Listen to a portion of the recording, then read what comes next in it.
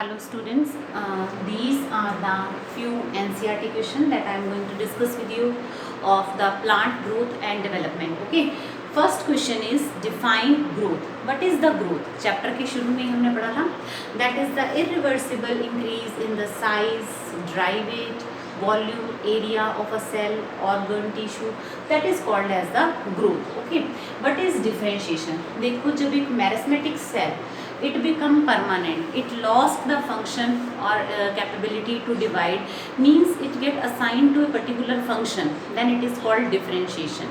And when this cell at some other time start again dividing, then it is called de-differentiation. And then if it lost the property to divide again, that is called redifferentiation. ये तीनों terms आपने बहुत अच्छे से करनी है. What is D differentiation, differentiation and रीडिफरेंशिएशन. What is determinate growth. देखो जब एक ग्रोथ एक पर्टिकुलर लिमिट तक होकर रुक जाए, जैसे लीफ है, एक साइज होने के बाद उसकी ग्रोथ रुक जाती है, फ्रूट का साइज है, ग्रोथ होने के बाद रुक जाता है, तो that is called determinate growth. Meristem क्या होता है? जो एक्टिवली डिवाइडिंग सेल्स हैं, डेंस साइटोप्लाज्म है, बड़ा न्यूक्लियस है, सेल्स कंटिन्यूसली डिवाइड करती हैं, that is called meristem. Okay, growth rate क्या है? Increase of the cell size, number, area of the particular cell per unit time, that is called as growth rate. Okay, next question हमारे पास आता है, why is not any one parameter good enough to demonstrate growth throughout the life of a flowering plant. यानी कि एक ही growth parameter, जैसे हम कह दें कि लेंथ का बढ़ना ग्रोथ है, लेकिन अगर हम दूसरे, जैसे अगर हम रूट और स्टेम की बात करें, रूट और शूट की बात करें, तो ये लेंथ वाइज भी ग्रो करती है, गर्थ में भी ग्रो करती है. लीफ की बात करें तो हम एरिया वाइज बात करते हैं, एरिया बड़ा होता है लीफ का. अगर हम फ्रूट की बात करें तो उसका वॉल्यूम साइज बड़ा होता है. तो एक पैरामीटर सुटेबल नहीं है ग्रोथ को डिफाइन करने के लिए. हर ऑर्गन का अपना ग्रोथ पैटर्न है. ओके, फिर है arithmetic growth and geometric growth. Arithmetic growth जो एक कांस्टेंट ग्रोथ है ना, जैसे बढ़ते हैं 2, 4, 6, 8, 10, इस तरीके से जब ये ग्रो करता है, then it is the arithmetic growth. यानी कि जब हमने पढ़ा था कि एक सेल डिवाइड करती है 2 के अंदर, और फिर इसमें से जब डिवाइड करी तो इसमें से एक सेल इट रिमेन मेरिस्मेटिक है, अनदर सेल डिवाइड. ठीक है, ज्योमेट्रिकली जब वो ग्रो कर रही है, when any cell undergo the division and it geometrically it form 2, 4, 8, 16, 32. It will grow exponentially, very fast it will grow. That is called geometric growth. इसके अंदर आपने जो ग्राफ पढ़ा था वो इस तरीके से पढ़ा था, ज्योमेट्रिक ग्रोथ के अंदर आपने ग्राफ ऐसे पढ़ा था. ठीक है, फिर आता है sigmoid growth curve. Sigmoid growth curve के अंदर आपने ये पढ़ा था, 4 फेजेस पढ़े थे, लैग फेज, लोग phase, diminishing phase and the steady phase. ये सिग्मॉइड ग्रोथ कर्व है. अर्थमेटिक ग्रोथ कहाँ होती है? जैसे रूट एपिकल पार्ट में, शूट एपिकल पार्ट में.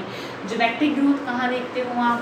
जैसे अगर कहीं बैक्टीरिया वगैरह को न्यूट्रिएंट मीडियम दे दिया जाए, ठीक है, तो that is geometric growth. Then we have absolute and relative growth rate. Absolute growth क्या होती है? That is rate of growth per unit time. और what is relative growth rate?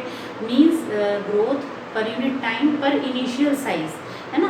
जब आपको 2 लीफ के बारे में बताया गया था कि 5 से अगर ये 10 हो गई और एक 50 से 55 हो गई, है ना, तो दोनों में क्या डिफरेंस था? जो उसकी एब्सोल्यूट ग्रोथ तो क्या हुई, दोनों में 5-5 हुई, 5 से 10 और 50 से 55, 50 to 55. बट अगर हम उसकी रिलेटिव ग्रोथ रेट निकालेंगे तो इसके अंदर जो ग्रोथ है वो ज़्यादा तेज़ी से हुई. ओके, फिर है list 5 main groups of natural plant growth regulator. Write note on discovery. तो आपको 5 रेगुलेटर पता है, auxin, gibberellin, cytokinin, ethylene, abscisic acid. ये 5 ग्रोथ हार्मोन, उनकी हिस्ट्री, फिजियोलॉजिकल फंक्शन आपको डिस्क्राइब करना है. What do you understand by photoperiodism and vernalisation? Describe their significance, that we have already done in detail. Photoperiodism क्या है? The effect of the photo period or the duration of light hours on the flowering or growth and development of the plant, that is called photoperiodism. और इस base पे मैंने आपको बहुत सारा बताया भी था कि शॉर्ट डे प्लांट है, लॉन्ग डे प्लांट है, डे न्यूट्रल प्लांट है, शॉर्ट लॉन्ग डे प्लांट है, लॉन्ग शॉर्ट डे प्लांट है. ओके, वर्नलाइजेशन का मतलब क्या था? जो चिलिंग ट्रीटमेंट देना प्लांट्स को so as to reduce the vegetative growth and to enhance the flowering. बहुत ही इंपॉर्टेंट क्वेश्चन है, one of my favourite question. What is photoperiodism and what is vernalisation, और दोनों का significance. This is really very important question, you should do it very nicely. Okay, yes students, now these are some more NCERT questions. First question is why abscisic acid is known as stress hormone. आपको पता है abscisic acid को हमने दो नाम दिए थे, dormant because it cause the dormancy during the unfavorable conditions, and then it is also called as stress hormone. Why? Because whenever the plant faces stress condition, for example if drought condition is there, then it led to the closure of the stomata and prevent the transpiration. It cause the dormancy of the tubers, rhizome, buds and plants. Okay, during the unfavorable condition it provide the hardiness, cold hardiness, resistance to the unfavorable condition. बहुत अच्छा question है। अगर आपसे पूछा जाए कि plant का stress hormone कौन सा है, that is abscisic acid. Okay, फिर है both growth and differentiation are open. हाँ जी बेटा, ग्रोथ एंड डिफरेंशिएशन प्लांट्स के अंदर ओपन है, कंटिन्यू होता रहता है due to presence of the meristematic tissue, root apical meristem, shoot apical meristem. इनकी वजह से जो सेल्स हैं प्लांट की लगातार डिवाइड होती रहती हैं, ग्रो करती रहती हैं, डिफरेंशिएट होती रहती हैं। इसीलिए ग्रोथ और डिफरेंशिएशन क्या है, ओपन है, means that is continuously taking place.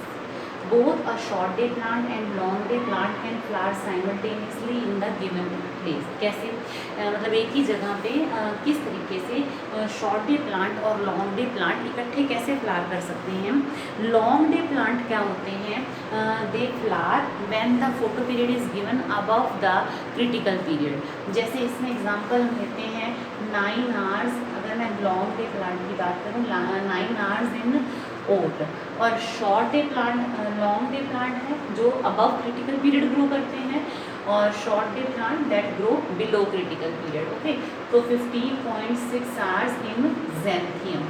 ठीक है बेटा, ये इसकी रिक्वायरमेंट है, ये इसकी। तो अगर 9.5 आवर्स दी जाए तो लॉन्ग डे प्लांट भी ग्रो करेगा और शॉर्ट डे भी ग्रो करेगा। क्यों?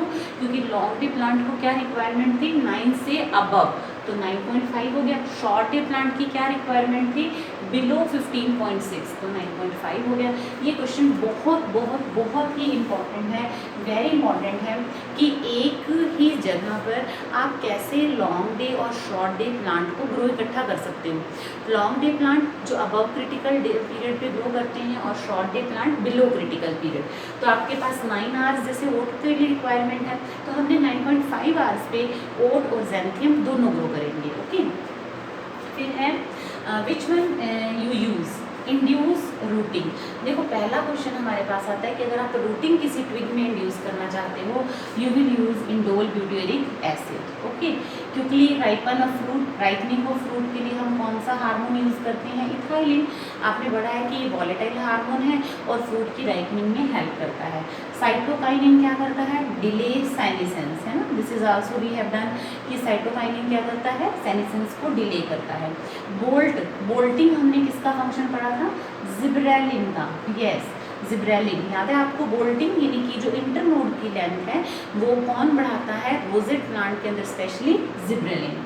इंड्यूस स्टोमेटल क्लोजर, अभी भी मैंने बताया स्टोमेटा को क्लोज करने का काम कौन करता है, abscisic acid during the adverse condition. Induce growth in axillary bud, axil यानी कि एक्सिलरी जो लेटरल ग्रोथ के लिए कौन रिस्पॉन्सिबल है, that is cytokinin. Okay, but would a defoliated plant respond to photoperiodic cycle. क्या एक प्लांट जिसके सारे पत्ते रिमूव कर दिए जाएं वो फोटोपीरियोडिज्म को रिस्पॉन्स करेगा? नहीं। क्यों? क्योंकि मैंने आपको बताया था फोटोपीरियोडिज्म का सिग्नल रिसीव करने के लिए leaves are the site to receive photoperiodic signal. तो अगर लीव्स ही नहीं होंगी तो प्लांट उसको रिस्पॉन्स नहीं करेगा और फ्लावरिंग नहीं होगी। नेक्स्ट है what would happen if gibberellic acid is applied to rice seedling. अगर राइस सीडलिंग पे आप जिब्रेलिक एसिड अप्लाइड करोगे तो क्या होगा, उसकी लेंथ जो है वो बहुत ज़्यादा बढ़ जाएगी, जिसे आपने कहा था ना बकैन डिजीज़, तो बहुत ज़्यादा लंबे हो जाएंगे।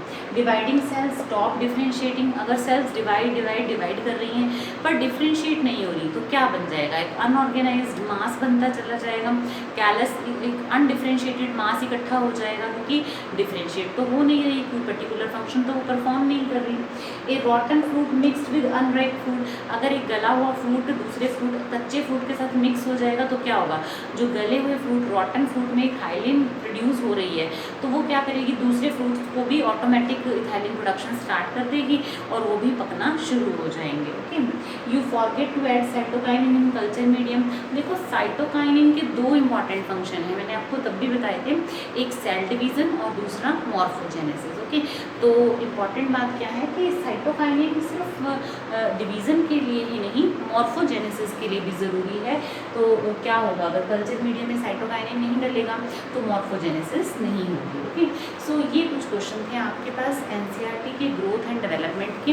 अगर हम पूरे चैप्टर को देखें तो हमारे पास बहुत इंपॉर्टेंट क्वेश्चन हैं, जैसे फोटो पीरियोडिज्म एंड वर्नलाइजेशन और उसका क्या सिग्निफिकेंस है, पांचों हार्मोन और उनका इम्पॉर्टेंट यूज़ क्या है, फिजियोलॉजिकल रोल क्या है, दैट इज़ वेरी इंपॉर्टेंट, उनका बायो एसे क्या है। जैसे हम ऑक्सिन की बात करते हैं तो एपिकल डोमिनेंस माइंड में आता है, जिब्रेलिन की बात करते हैं देन इलोंगेशन माइंड में आता है, साइटोकाइनिन की बात करते हैं तो सेल डिवीज़न है, इथाइलिन की बात करते हैं तो फ्रूट राइपनिंग है, एब्सिसिक एसिड है तो वो स्ट्रेस हार्मोन है। इस तरीके से आपको उनके फंक्शंस अच्छे से याद होने चाहिए।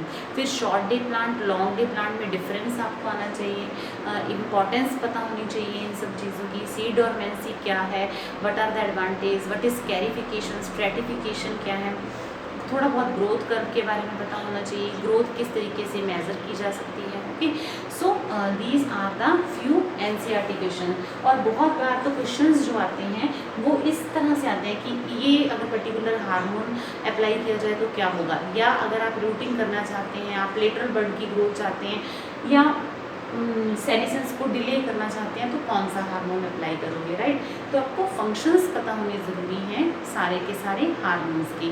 विद दिस हम अपनी प्लांट फिजियोलॉजी कंप्लीट करते हैं, we end up with the plant physiology and from now we will move ahead towards the next unit. Okay, so learn all these questions, learn and write and do the chapter completely. Okay.